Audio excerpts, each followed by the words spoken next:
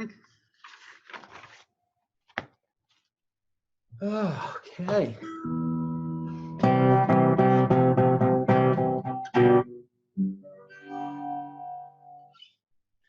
Okay, I got to get my head out of beginner mode. I was just teaching a bunch of beginners, raw recruits. Trying to toughen them up for what's ahead.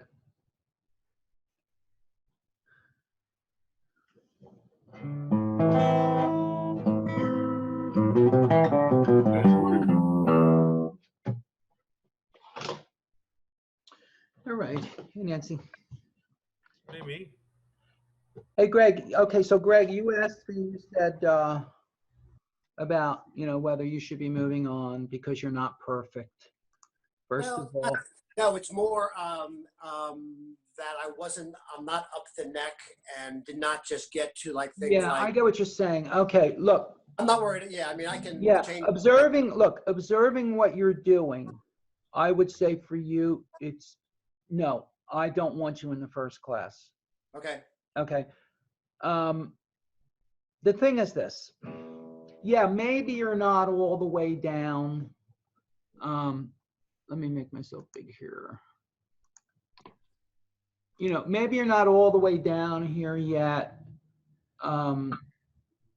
But you've established the proper relaxation in the movements.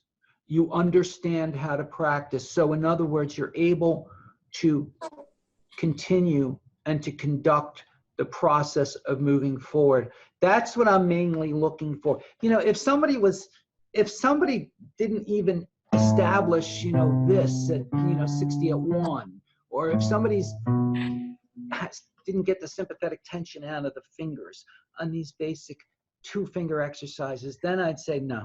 Okay. Or if I could see that they really weren't getting the point about how to do proper no tempo practice, then I would say, no, don't. But see, where you're at, the thing is that when you're practicing the 3-finger exercises correctly and well, as you did, I saw in the post, you are practicing the 2. You're still doing it, Yeah, that occurred to me while I was doing that. Exactly. Now, what it does mean, though, is say if you're still trying to develop basic ability to be like this down here, okay? Mm-hmm.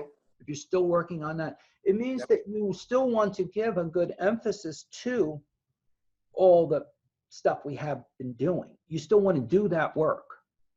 Yeah, I mean, I feel like there's just a lot of backfilling, like I said. Yeah, but it's always that way. Yeah. It's always that way. Okay. So what I would do in that case is, you always want to do the strenuous and new stuff first. So I would begin the practice session with 2-finger combinations down here, no tempo.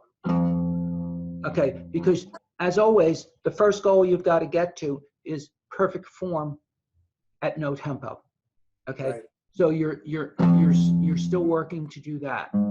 And so begin with that and just conduct that process very slowly and carefully. And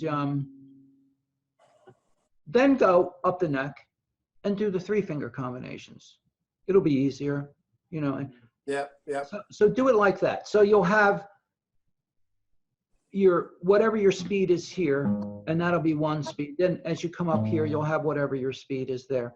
You'll have whatever your speed is for the 2 fingers, whatever your speed is for the 3-finger combinations. Okay. Mm-hmm. So I would conduct it like that. Okay. Okay. I wanted to point out a video that Karen posted because, is Karen here? Karen's not here. Okay. Well, I'll highlight it anyway, because this, as you're moving now into the second stage of development, you got to be really careful about certain things. And so Karen had done this post where she was doing the just the right hand string shifting exercise, but moving into 8th notes, and they were getting uneven. And I wanted to point that out because unevenness in the rhythm is something you have to really be on the lookout for. So and you can hear it creep in toward the end. And what happens is that instead of the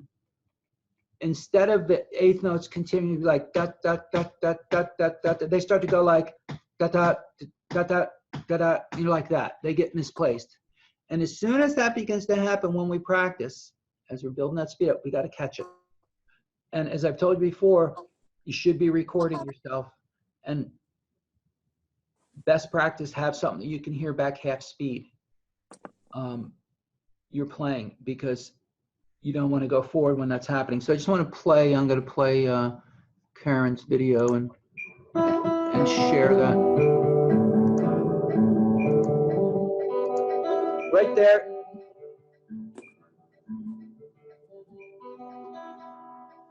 Can you hear that? Can you hear that unevenness? No, can you do it? Can you do it again, please, Jen? Okay. Actually, you know, oh no, I can't slow it down on YouTube. Lets you slow down, but they don't let you. Oh wait, no, it's moving to high. Okay, wait. Let me go back to that. Okay.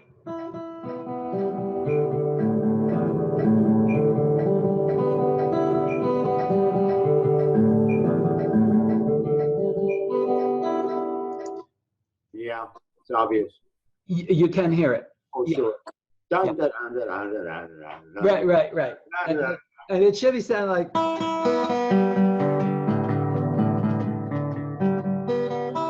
And instead it starts to get like, especially coming back. I'm exaggerating. It's just like, the thing with rhythm is, you know, the slightest little bit that it starts to go up. And why is it happening? It's not, see, a lot of times people say, oh, you know, I just don't have a good sense of rhythm. That is almost never true. What it's happening for a pure and plain technical reason. The tension is building, and tension destroys our control. Tension is like, imagine you're walking down a hill. Even walking down a hill is different than walking on a level. When you walk down a hill, you got to adjust so that your steps don't start to get uneven and everything. Imagine a wind comes and starts pushing you at your back. You'd start almost stumbling down that hill. That's what tension does, okay? It just moves us forward in an uncontrollable way. So what Karen would have to do here is to back out of that, go slower, pay more attention, and make sure it's accurate, and use the tape recorder as she's going, okay, to catch, because it's beginning to go bad, but she's not catching it when it goes bad. And that's happens, you know, happens to me all the time in practice. It's just that I know how to deal with it. So when I sense that something has gone wrong, I always have to go back to a prior point to find out where it began to go wrong. So you can expect this to happen with your eighth notes. You can expect it to happen with the 16ths. And it's a fundamental skill that us musicians must have. So be on the lookout for that. Okay. Let's get to more fun stuff. Jan's post and Frank's post on the 3-finger combinations, you should check those out. They're really good. Good example of no tempo practice, where we're both really making sure that the fingers are doing the right thing. In this case, in the 1, 3, 4, it's about relaxing that 3rd finger. Sometimes people just go, I think I said that to you, Jody, you were going too fast and right, and it wasn't really relaxing. You've got to be careful. I'll tell you, you as a student, you have a particular tendency. Okay, I call it the lust for speed. Okay, you want the speed so bad, okay, that you'll make an illegitimate grab for it. Okay, and what does that mean? You're not really ready for it yet, and you're not paying your dues to the slow speed. And what you do when you do that, see, look, nobody's perfect. You can always do a little bit of that. Don't spend a lot of time acting like you can play it fast and perfectly. Okay, students do that all the time because they want to kind of reassure themselves, I'm making progress, but you're just slowing the process up because, as I say, it's always got to be establishing those movements. So if you start pushing that 1, 3, 4 and you say, oh, I can do this, look, I can do this, but you're not relaxing that finger, then you're just building in an obstacle down the road. And I always say, look, talented people, because you're very talented for guitar, but talented people just can get themselves into trouble faster because they can do things wrong and still get the notes. Okay. And you got to be careful of that. All right. You got to be careful of that. You got to discipline yourself more. Otherwise, you actually won't get the most out of your talent. You'll get the most out of your talent if you curb that tendency. Okay. I'm glad I'm not too talented then. What's that? I'm glad I'm not too talented. Yeah, me too. That's the positive aspect. That's right. It is. Exactly. Those talented people, boy, they got it tough. No, but I've seen it so many times. It's like, I've seen people do things so wrong. And still, if someone was listening, they'd say, oh, man, that sounds good, and they're doing everything wrong. And that could be fine. If they never want to progress beyond that point, that could be okay. Although sometimes they start to develop physical problems by doing things wrong. But Jamie, how often when you see real professional players out there who sound great, but you say they're still doing it wrong? All the time. I've just started this Chet Atkins thing. Okay, great little arrangement he has of the autumn leaves. And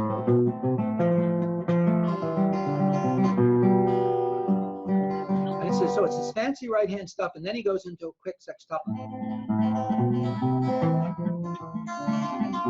Like that. But he keeps his hand pressed here because he didn't know any better at the time. Because he's really good, he can almost do it. But there's a little shakiness in just certain of the parts because he's so talented. Yeah, for the most part, he's going like, whereas I'd go like a.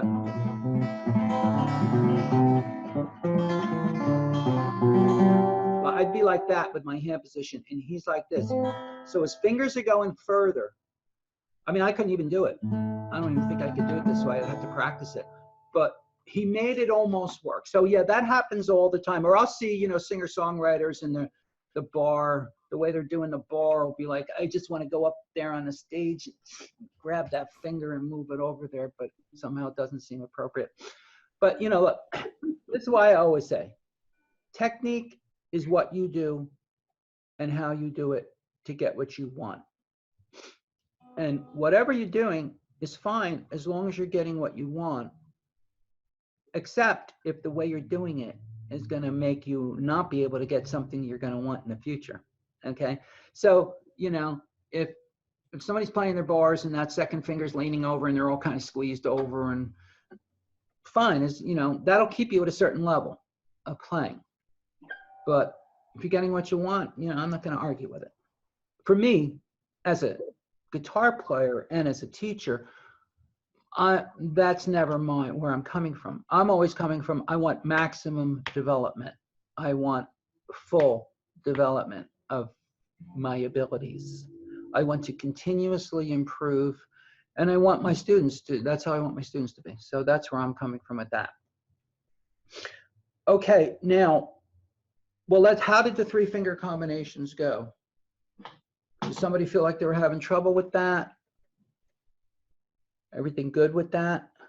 Okay, I saw, like Frank, I think you did no tempo. You didn't move it to the metronome yet? Right. Okay, so you can do that. Just put it. I said the only difference with the 3-finger combinations is we're going to work, once we get them to 1 click, we're going to work them all the way up to 160, and then we're going to do triplets. So everybody understand that? Does anybody want to show me where they're at with that? Everybody good? Nobody wants to show me. Okay. I don't want to say it. Still working on the no tempo. Okay. All right. So everybody knows where they're at with that and knows what to do with that. So we need to go to whole notes at 60. after no tempo. Did I get that Well, right? after no, you need to follow the basic practice approach. Yeah, Yeah, right. Whole notes at That'll 60. be the next one. Right, 4 clicks at 60, right. Okay, got it. Follow that. So the only difference will come in when you hit 60 at 1, you'll go 80 at 1, you'll go 100 at 1, but instead of going back to eighth notes, you'll go to 120 at 1, you'll go to whatever, 140 at 1, move it up to 160 at 1, then come back and you'll do triplets. Okay. So just to recap, so you'll work the 1, 3, 4, and you got to still though, as you're building it up here, you got to be aware of that relaxation of the third finger or the second finger as appropriate, and your form in general. So 160, you should look like this.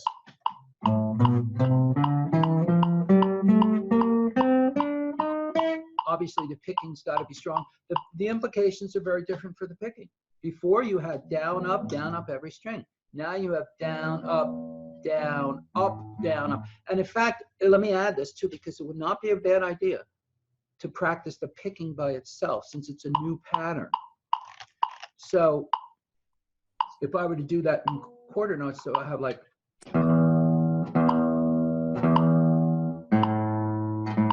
so 3 notes per string. Up, down, up, down, up. That would be good to work up. A lot of people have the tendency they want to go down, up, down, and then repeat the down. And that is the style of playing that was developed over the last couple of decades called direct picking. And it's fine. It's used for usually super fast metal type playing. But even so, you should first master the alternate picking. I don't think we have probably any speed death metal people here, so probably not have to worry about that. So get that alternate picking down. So it feels a little different for the 3 notes per string, down, up, down, up, down, up. So do the right hand by itself. But Jamie, that's down, up, down on each string, and then start that over again? No. See, that's the key. It's not down, up, down on each string. It's down, up, down on the. You're going to keep alternate picking, so it's down, up, down. Then the next string would be up, down, up. That's the difference. Okay. It's down, up, down, up, down, up, down, up, down, up, down, up. All right. Hey, Jamie, Yeah. for the finger, so it's the other. You're reaching with the you're reaching with the alternate fingers. In other words, if you're doing those finger style. 1, 2, 3. Yeah. Well, if you're doing it rest stroke, which anyone pursuing fingerstyle should do, you're just alternating. So your index, middle, it changes things for sure. It changes all the string crossings. If I go index, middle, and I'm doing the 2 note combinations, then I'm reaching up with the index. If I'm doing this, oh, excuse me, I think I'm going to sneeze. No. Okay. If I'm doing this, I'll have index, middle, index. So now I get to cross up with the middle. So I'll have index, middle, index, middle, index, middle, and it'll go along like that. So you just keep the alternation. Okay. You need to keep your wrist out a little more there, Mark. Mark, put your wrist out a little more. That's it. Always be mindful of that. Okay. So yeah, that's how it'll be. And, with these kind of things, you should practice them with these 2 fingers also, middle and ring. It'll look like that. Done slowly. Keep your index relaxed. As you do that, keep the thumb there. Don't keep the thumb up like that. Okay, keep it relaxed and down in the hand. So Jamie, Yes. I didn't find too much problem with the, it was the 1, 2, 4 that I get really confused on. Okay, confused in what way?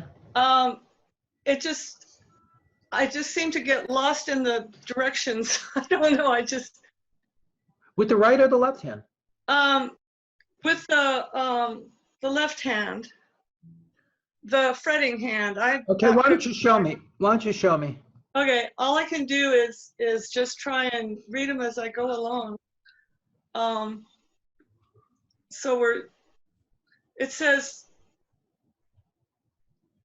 touch with the third finger, and then if I've got the third finger touching the string, how am I to play the first and the second fret? Are you sure what directions are you reading? I'm reading the no tempo practice instructions for 1, 2, 4. 1, 2, 4. Okay, I told you to touch the third string. I mean, third finger. It says keeping 3, lightly touching the string, play 1, 2. I'm Well, confused. that's just applying the touching technique like we did for the 1, 2. That's for the most fundamental practice of it. What that means is this. Look, when you play 1, 2, as we've often discussed, there will be the tendency for 3 to 10ths. Right. So it's just to make that's just to make sure that doesn't happen. Okay. Okay, so it would look like this. You play 1, you touch the 3, then you touch the 2, then you'd lift the 3 slightly. Now, if you've already overcome the sympathetic tension between 2 and 3, you don't have to do that step. Okay. If you're able to do this, okay, if you're able to play 1 then 2 and not have 3 react and keep it nice and controlled like that, then skip that step. Okay. But if not, use the touching technique and then just continue on, you know. Okay. Okay, so and you could even keep the 3 touching the string behind if you need to. See? And this is like when I was talking with Greg before about, you know, backfilling. Okay. If you haven't quite overcome that on the 1, 2, you might want to do that here as you do the 3-finger combinations. Thank you. Okay. All right. Jamie, I have a question about the 3 coming over. Are you worried about it being like I have good space here, but not here? Does that make sense? By the fingertips, you need space in both places. Yeah, but no, what you have there is fine. And you have that little bow-leggedness between 2 and 3 that we've talked about, but it's getting way better. But, you know, to some extent, everybody, I mean, look, I got it too. If, you know, it's just the way 2 and 3 works. We'll continue to develop the strength and the mobility in this joint, and then you'll get, you know, maybe more like that. But you see, these just don't, up here, they can, you know, seem to go down pretty straight. But if I'm all the way down here, you know, I'm gonna be bow-legged too. If I try. Okay, so that's fine. All right, now after everybody gets a handle on this 1, 3, 4 and gets them going to the triplet, then we will start talking about the major scale and working on that, but I don't really want to begin that until we get to that point. So let's talk about something more fun. We were going to get into some of the fingerstyle blues stuff, and I went over some of that. I put some new stuff in the classroom on the open E blues scale. We'll look at that too. But let's talk about this fingerstyle stuff. And then we are going to get into some classical stuff next where we'll use that hand position we've been working on. Now, for the fingerstyle blues stuff, the first thing that we need to accomplish is the ability to place the hand here and get that muted sound with the thumb on each of the bass strings. So how did we do with that? Did good. I have a question about the finger and the index finger and the middle finger alternating it. Okay. So you're talking about getting to the point where we're adding top notes? Yeah. Okay. Wait, just let me ascertain first. Is everybody good with this? Are you getting that nice muted sound like that? I think I'm getting a good muted sound, but this these fingers, I feel like they get tense. So I guess they need to stay. It's a tenser position. Okay, it's an inherently tenser position, but it is possible to be pretty relaxed in it. You just keep this nice and loose. The same dynamics apply. When you put the force on the string, you're going to tense more. You got to make sure you release it. Let me see. Let me put you big and then see what you look like. You want me to just do it? Yeah, yeah. Can you keep your thumb kind of straight and not doing that? Yeah. Still try to move still try to move your thumb from back at the wrist here, like that. Yeah. All right, go ahead. That's good, but I think I try to back off the string a little bit, get a little more resonance. Okay.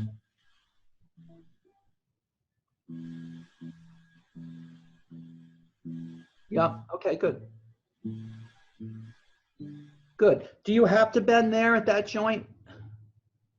Oh. Yeah, can Here? you? Yeah, that last joint. See if you can do it without doing that. So is the movement more like this then? Yes, yeah. Try moving your hand up a bit like that. Like instead of say there, yeah. Work with the angle of the wrist a little bit. A little bit this way, a little bit that way. Experiment like that as you're playing.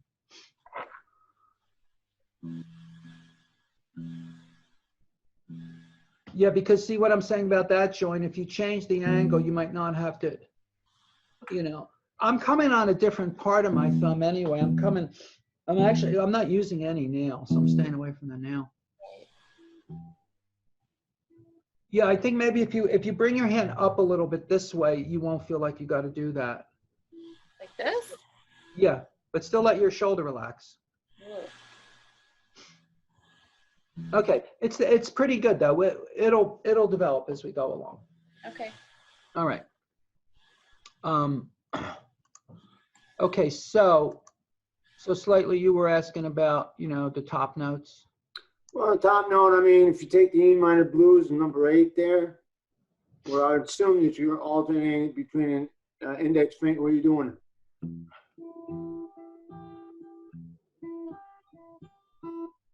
Right.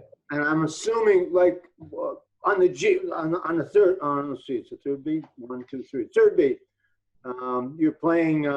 Well, in music notation, you got a G there. You're playing it twice. Is it you alternate that, or you just pick it with it? Let me try to bring up the PDF on that.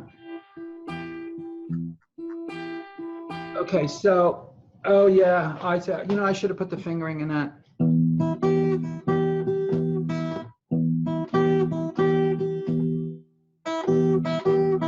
See, I'm alternating. Well, are you playing the open or are you using the closed note for that? Are you going? Oh, yeah. You're doing it closed. Okay. See, that's what matters, because that means you're crossing strings. If you're only playing on one string, you really don't have to think about whether you're going index first or middle first. You only have to. Okay. Whatever's more comfortable at that point. Yeah. So since if I'm going to do this, then obviously I'm going to go index and then middle. Right. Right. Okay, so here, if I start index, I go. Now I'd have to use the index again, okay, to keep the string crossing going the right way. And in this style, see, like in the classical style, we tend to stay away from using the same finger over. We tend to always be alternating. This style is a lot more forgiving, and you could easily use, and this is, when Frank said before, do you see people, professionals doing, okay, so many times I'll see like some guy in a band, and they'll use the one finger, and they'll do some real quick little, so it'll usually be a lot of pull-offs and stuff, but they'll use the one finger over and over. You can make the one finger thing work, just like, somebody can teach themselves to type with one finger, like pretty fast. Right. They'll never type as fast as a pro. At 90, right. But you could learn to do it pretty fast. So it's kind of like that. So in this style, you can totally get away with the same finger, and I probably would there, rather than if I was going to try to avoid it, then I'd do something like I do in classical. I'd maybe what would I do? Yeah, I'd introduce the third finger there. I'd go like this. Right here, I'd introduce ring finger, and so those two notes would be ring middle, which leaves that one free. And you know, I don't know which one I'd do if I was playing this as a serious thing that I, wanted to record or something. But that's the other possibility, is to throw the ring finger in there to make the index not have to repeat itself.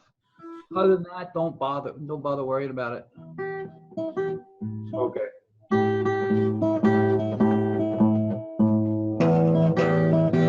Okay, did anybody else get to work on that? Get that far? I'm having a little trouble following exactly what's happening. Is there a video of that in the classroom that like slows it down a little bit? I'll put one in. Okay. Yeah, let me write that down. I'll take care of that. I'm wondering about the left-hand fingering on the last line there, Okay. that first measure. Okay. Yeah, right. All right, yeah, that is tricky because it's almost like a B minor chord. You don't have to do bar. You shouldn't do a bar. But what you will do, let's see how to get into it. Okay, coming off the last line, when you do your slow practice, you definitely want the third finger to stay on its note. Okay, and it'll stay on. Slide down. And you'll slide down, but when you do your slow, here's how the slow practice will be.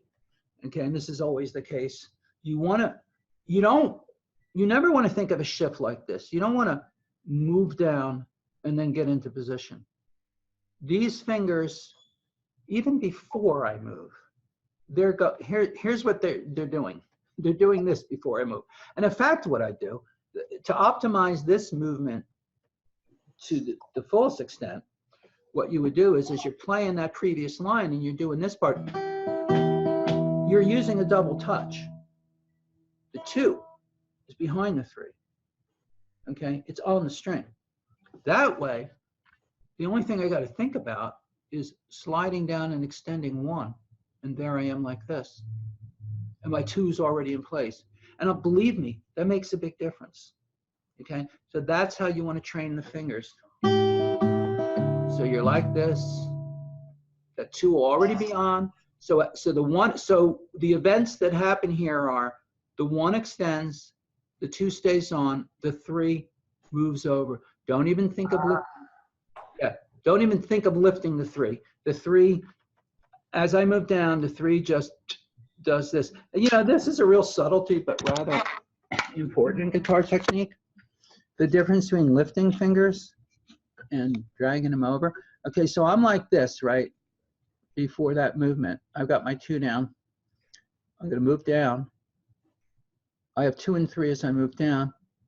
I get the 1 extended. Now, my 3 does this. See, it doesn't do this. It doesn't lift and go and hop over. And this is, this kind of interesting. It's like the 1, if it lifted, it'd be doing this. And that's using the extensor muscles to lift that finger. But the way okay, so that's not how I'm changing from one string to another. What I'm doing is this. So I'm either, depending on if I'm going forward or backward on a string, I'm moving like this or I'm moving like that. I'm not thinking up like that. So how that translates into this actual passage is come down like this. My finger, this is what you do in no tempo. So I never lose the feeling of the skin on the string. I'm feeling that the whole time. Okay. Now, and what you should do, as always, we practice these left hand movements in condensed form. You always, when you work on something, you extract the left-hand movement from the music. In other words, you're not going to learn it effectively by just dealing with that change every time you encounter it. You're going to learn it effectively by taking this group of notes and playing it as a chord. You want to play it as a chord. So you take your fingers, just play those 3 notes together, whatever the bass note happens to be, and just play it like a chord going from this, and then no tempo. That's so you want to get real good at. That's what you want to be able to do. And guess what? You do the basic practice approach, as we always do. You do it no tempo like I just did, and then you take it at 4 clicks. Although a lot of times when it comes to chords, I say take 8 clicks, not 4 clicks. I don't know whether you need that with this one, but say if you did, it would look like this. You'd want to be going 1, 2, 3, 4, 5, 6, 7, 8, and then play that chord. I think I would recommend 8, and then you'll work that up to 4. 1, 2. Notice this hand too.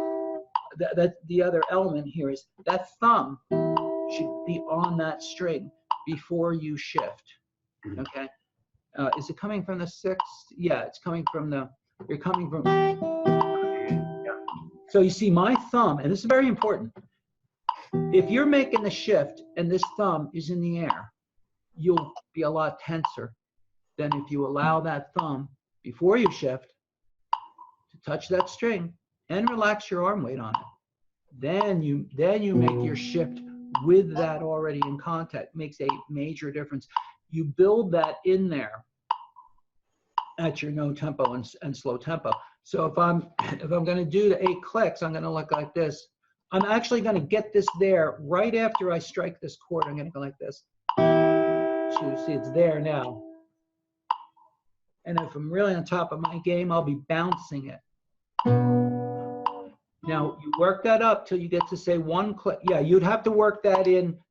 And if you've never done that before, it's going to feel really weird. But believe me, I use that technique a million times a day. Okay, in playing. This is the secret of. It's the secret of so many things. I was doing Nothing Else Matters with somebody, and we were doing that part. And even in changing chords like that, what you really want to do is that you don't hold the thumb in the air, do the chord change, then strike your bass note. This goes on, and then this relaxes, and then the shift happens. It can only be learned slowly, like that. And then after you get enough practice with it, believe me, you don't even have to think about it, because it feels really good, because it's really solid, and you'll just do it without even thinking about it. Although when you learn a lot of, when I'm learning something, I'll have to think about it. I'll even write it in the music. But then after you practice, it'll just happen. So you want to make sure that happens. So 1 click, that change is going to look like this. And you have to get it at least to 1 click before you're going to feel comfortable just going into it as written. Anyway, that is how you do that. Now, going further,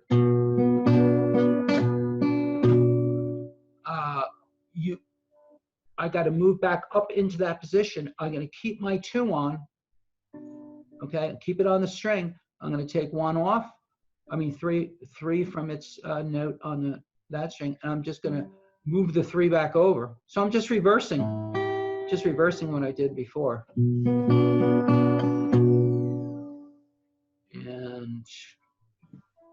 like that. And that makes that part so easy.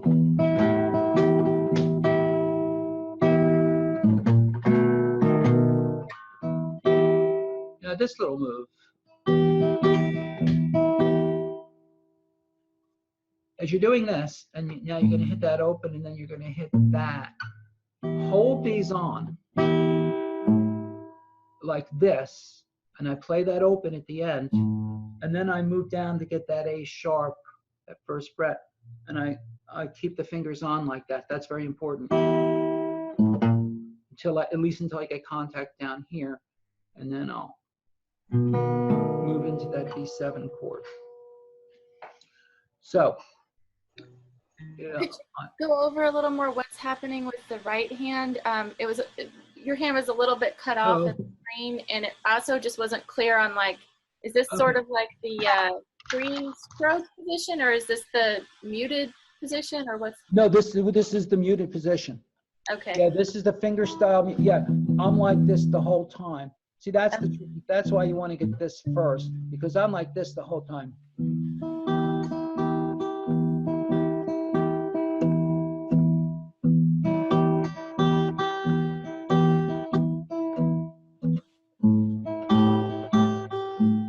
And there, you know, you might need that slight shift like this as you move to the other bass string.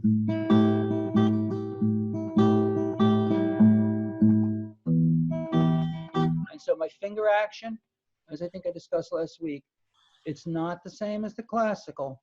It's much more movement from here, but I want to keep those fingers close to the string. I'm not going to be coming up like that. Okay, so the movement's going to be like that. And let's see, so here I'm still muting, got to mute that bass.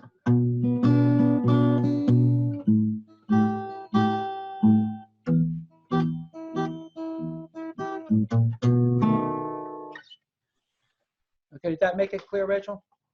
That helps, yeah. And it looks like the pinky is actually touching. Yeah, yeah, that's true. Right, very lightly. Yeah, definitely. Okay, thanks. All right, good. Now, Another question I had, Jamie, Yeah. you were showing us to go from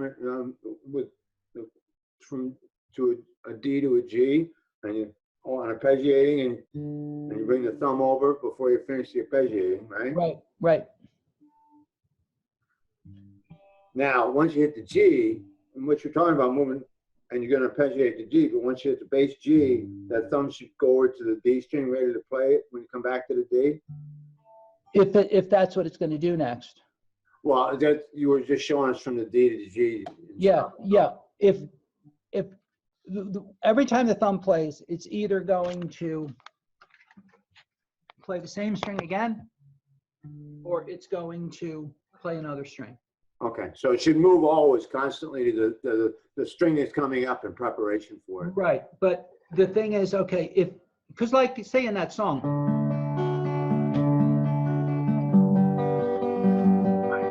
that REM song that Jody was doing, you play one measure. Now the first time the thumb's going to play the same string. Okay, so what do I want to do when I play the same string? In practice, I definitely want to use the thumb nail back technique. That means that after I use the thumb to play that first bass note, if I'm going to play the same string, I put the thumb right there. I touch the nail back to that previous string. So it's ready to come down again on that fourth string. Oh, wow. Okay. Yeah. It takes a lot of focus, and you have to really relax your shoulder in order to do this. But I'll tell you, that will give you incredible control of the thumb if that's what you do in practice, so that you don't have to do it in playing, because your thumb will be very close. And what it will prevent is one of the terrible things that happens to guitar players, which is they'll play the thumb, and then as they use their fingers, their thumb tenses and comes away from the string. And so the whole time they're playing their fingers, their thumb is tense and away. Then when they need it again, they make a mad dash back. Again, now talented people will do that with some success, except they'll pay a big price, okay? And it will probably, not be too reliable. So you definitely don't want that kind of sympathetic tension in the thumb when you play. You want, if it's going to play the same string, use the nail back technique in practice. Then when you actually play, you'll see whether you need to do it or not. Sometimes I still do it in playing, but at very least by doing that, it'll stay close. So that's the same string over and over. Now, if it's going to play, if the next bass note's going to be on a different string, then right after it plays this one, it bounces to that string and the arm relaxes on the string while the fingers play out the rest of the arpeggio. So that gives me this look. Thumbnail back. But now the thumb had a different behavior because of the chord change. So that's the way that works. The other thing to pay attention to here, and this is what I've been telling Jody about, is on the left hand, let me get this angle. You know, and all this falls under the heading of optimizing the movement process, making the movement process of the fingers work with. Sento, you should be relaxing that shoulder. Can you relax your right shoulder? Yeah, don't keep it up there. Thank you. Yeah, I'd bring the arm down a little bit. I'd bring that arm down further on the bout of the guitar. Yeah, yeah. I think that's better. I think you'll be more relaxed that way. The other part of this little change that makes a big difference for going fast is this. When you're going to come into the G chord, you do not want to leave the second finger down to the last split second and then try to get over here. See, because when I play the D chord, okay, I have fourth string, third, second. Now here's the first string, which is that second finger. What I should do is this. As I play the last note of the arpeggio, as that index finger plays the third string that finger's on, simultaneous with that, I should be releasing this and moving it over. So the movement should be this, coming down from the D chord, should be this. So that finger on the left hand, that's what happens. On the right hand, the thumb goes on here. So that's what that looks like. Sweet. If you leave the second finger down this whole time, and now you need it over there, and now you got to bring it all the way from there to there, and you waited to the last split second. If it's a fast piece, you're going to stumble. And you know, these things make such a difference because even if you make it, it causes tension, some instability, and you feel that. This is what I found over my many decades of playing is, you know, there's a lot of stuff I could play, but after I started doing these things, man, they were 100 times easier to play. Or I could play them 100 times faster, or I could just be 100 times more musical because the physical aspect, you know, was so improved. Therefore, I formulated my concept, which I called a musical margin. I believe I wrote an essay on that, which is the better and more streamlined your technique is, the more musicality you will be able to put into your playing. Because when you play, you don't have to think about it at all. And it feels good. You know, it feels good to play. When you're struggling, it feels bad to play. And you can't get any musicality in there because you can't even get the notes in there. You know? You know, because people are always, there's this stupid argument about, you know, what's superior, technique or musicianship? And that is just, that's stupid people talking amongst themselves, okay? Because the fact is, they're two sides of the same coin, and one depends on the other. And people, you know, people don't like to acknowledge the primacy of the physical aspect. They like to just rhapsodize about the spiritual qualities of the music. Well, that spiritual dimension is not there without paying your dues to the physical, as is true in all of life. Okay, enough of that. Now, I want to start you on I don't want to go off my philosophical speculations. Before we go off on the next one, can I just ask one question on that? Yes, yes. You put your, after playing the bass note on the 6th string, you can then rest your finger on the 4th string, your thumb on the 4th string. And then, but after playing the bit, you got 2 bass notes on the 6th string. What do you do with your thumb after playing the first? Oh, Like, on the 6th string? Well, the Yeah. only difference there, right, because the nail back technique and no other. nail. Yeah. Yeah, right. A good point there. Hadn't thought of that one, Chris. Okay.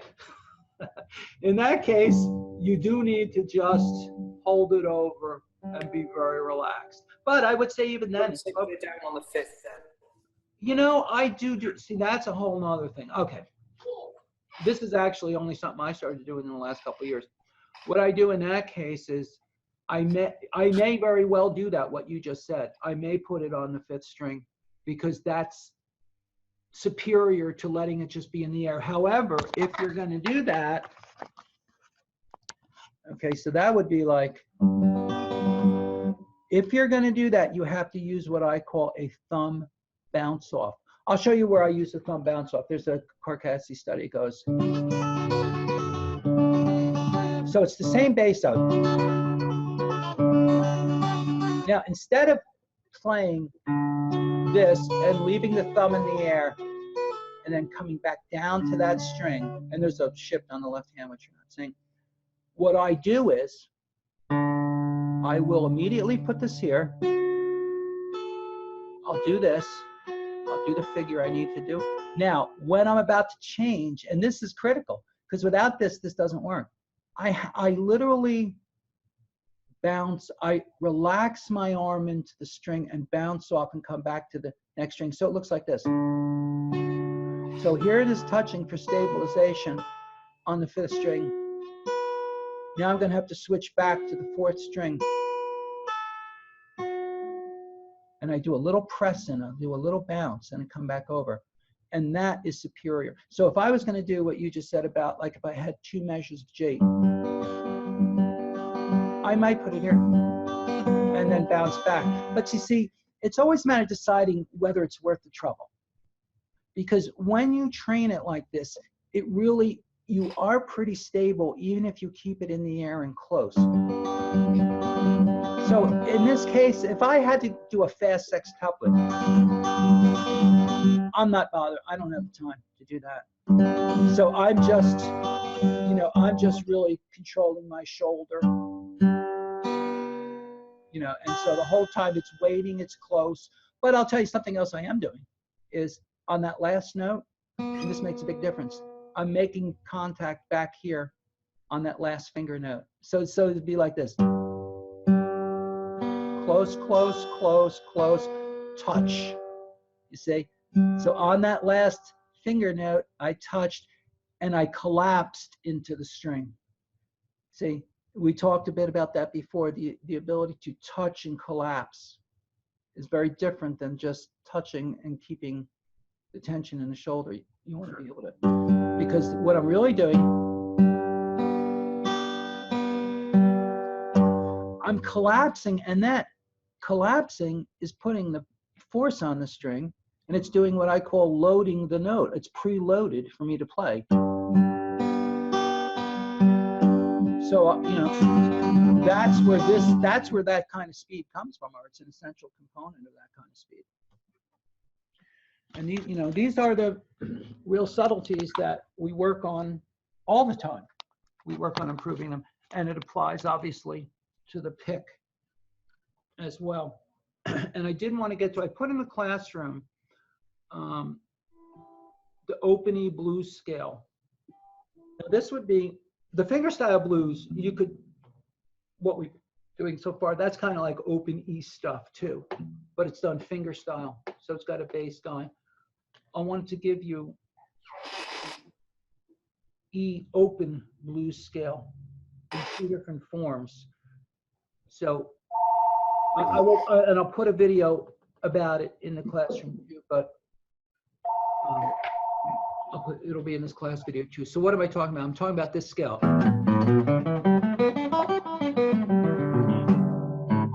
Okay, and that scale is the basis of all kinds of improvising we do. It's Stevie Ray Vaughan, all his licks on the electric are out of this basic blues scale.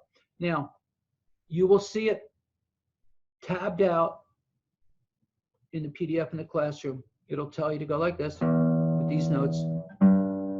And it's a pentatonic, so there's 5 different notes: E, G, A, B, D. Then I'm back to E. And then I have the second octave.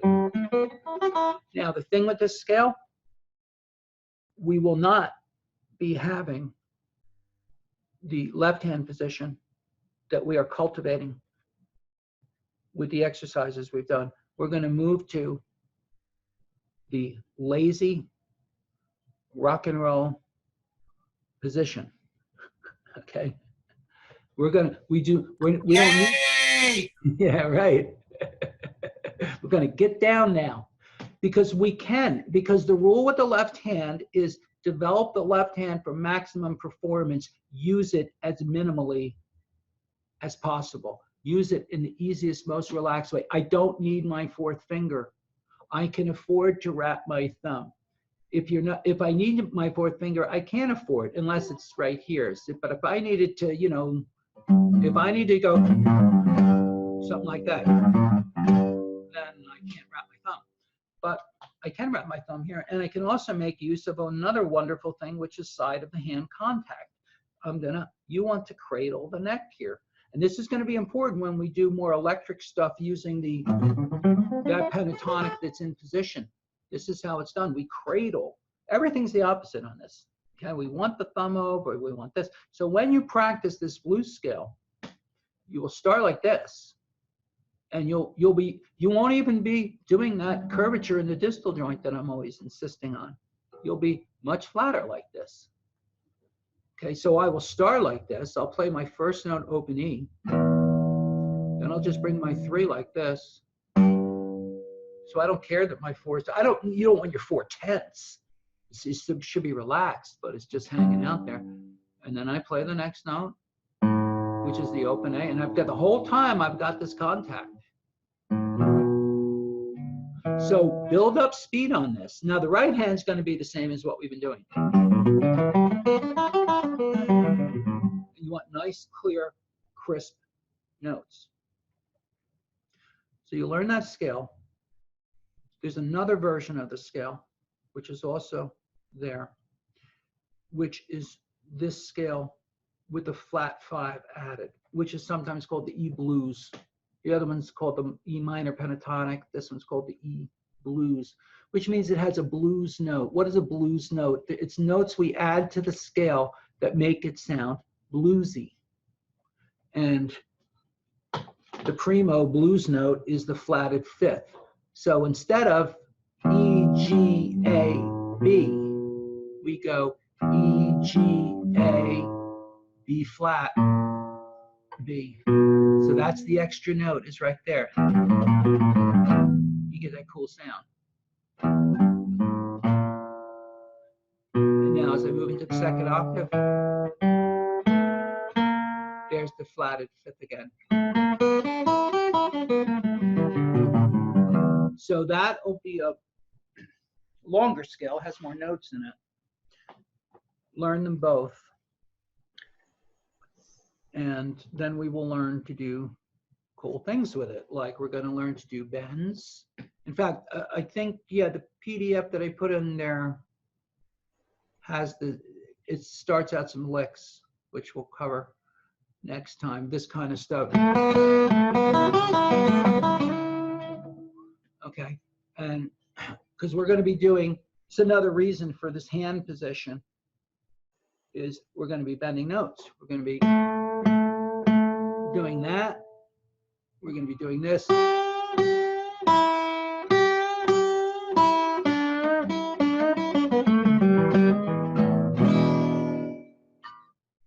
Jamie? Jamie, a question on those bends. Yeah. If you're bending on the first string, you're bending in a different direction. You're bending up towards the right, so you don't fall off. Right. Okay. I mean, well, this one too. I'm bending up on that one. Okay. Yeah. Now, when you do a bend, like when you do this bend on the second on this note here, I'm using 2 fingers. Oh. Hard to do on a steel string. You know, it's easier on electric. You get more bang for your buck on an electric, but it's certainly possible on a steel. But you want to use those 2 fingers. And remember, it's the forearm. Okay? You got to power it with the forearm. The wrist, you don't let the wrist do this. Don't let the wrist do that, because that will take away your power from the string. So it's kind of like, this is how I do it. Okay? And this is what you'll see. I'm really good. Wrist is kept like this. The fingers are very rigid. As you bend, the string's pushing like crazy on the finger. And in the beginning, you might find your finger just collapses like this, but that'll change because it's just muscle building. So this is the look. I feel like the force is coming this way. Okay, it's coming from up over the top, through the finger down to the string. That's my feeling. And the thumb is pushing. Okay, that's the other important part about bending. The thumb pushes down. It's not just sitting there doing nothing. It's pushing. And so, and then, you know, you'll see really good guitar players, they get the whole guitar in there. They'll go like this. Because you're just, same thing with vibrato. You're just trying to oscillate that string. Even, you know, some people, especially with electric, you'll see a lot of good players, they'll go, you know, they're using the movement of the guitar along with the fingers to control the string, okay? So it is far more than just your fingers performing these actions here. And it's a different feeling, you know, when you practice your vibrato. If you're doing vibrato on a plain note, that means a note that's not bent. You want to practice them with all the fingers. See, so if I do vibrato with the 3rd finger, I really got the 1 and 2 on the string. And everything's working. Everything's working. Then, and you want to practice it with your finger. 2nd finger vibrato. That's, to me, that one feels the nicest. It's the most balanced. But my 1 is on there. And this is so necessary. Every finger, 1st finger, you got to be able to do a good shake with each finger. And we'll talk more about it later, but you know, you want to do, as always, no tempo and smoothness. And if you're developing vibrato, you can do it with a metronome. Develop it like this. Now, vibrato on a plain note, I'm moving up and down like this, but I could just move up and come back down. Or I could go down. You'll see professionals do either going up like this and returning back down, or they'll pull down. Because either way it works, because vibrato on a plain note is very different than vibrato on a bent note. Vibrato on a bent note.